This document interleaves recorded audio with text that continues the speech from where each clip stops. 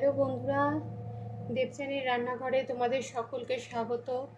আজকে আমি চলে এসেছি ঘি অন্নের রেসিপি নিয়ে। এই দেখো, ঘি অন্নের জন্য প্রথমে আমি গোবিন্দভোগ চাল থেকে ভাত করে নিয়েছি।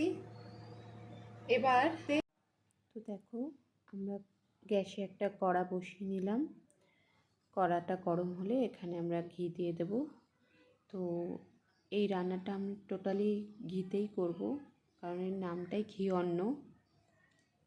ঘিটা গরম করব, গরম হলে এর মধ্যে গোটা গরম মশলা যেমন এলাচ, দারচিনি, লবঙ্গ আর জয়িত্রী দিয়ে দেবো। হ্যাঁ, ফোড়ন দেবো আর কি। আর এই গরম মশলাটা একটু নেড়ে তারপরে এর মধ্যে কাজু কিশমিশগুলো দিয়ে আমরা একটু হালকা করে ভেজে নেব।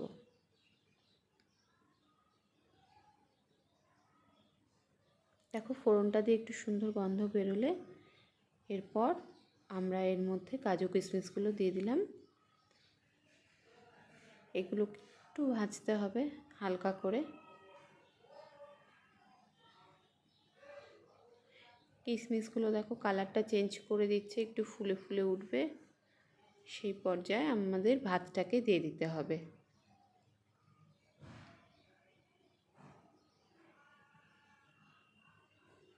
দেখো, এবার ভাতটা দিয়ে দেবো।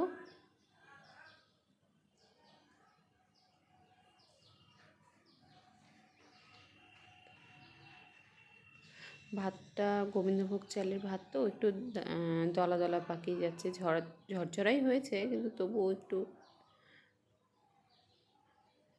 দলাগুলিকে একটু ভেঙে দিতে হবে। আর এর মধ্যে পরিমাণ মতো লবণ দিয়ে দেবে, চিনি আর একটু গোলমরিচের গুঁড়ো দেবে। আর নামানোর আগে একটুখানি গরম মশলার গুঁড়ো দিয়ে এটাকে নামাতে হবে।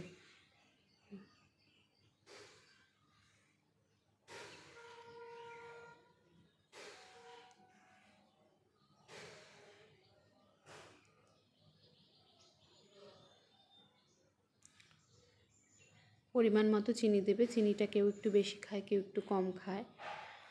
আর এই ঘি অন্নটা না সাধারণত এটা ঠাকুরের ভোগেই লাগে। আমি যেরকম এটা গোপালকে দেব, ওই জন্য বানাচ্ছি। তো তোমরা এভাবে করবে, করে আমাকে কমেন্টস করে জানিও কেমন লেগেছে।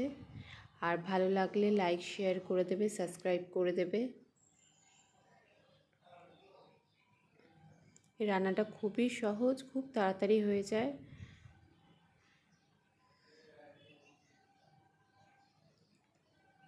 তো দেখো, আমার তো এখানে ঘি অন্ন হয়েই গেল। তো তোমরাও এভাবে বানিয়ে ফেলো আর আমাকে জানিও কেমন লাগলো। ঠিক আছে, অন্যদিন অন্য কোনো রেসিপি নিয়ে আবার চলে আসবো। আজকের মতো টাটা, বাই বাই।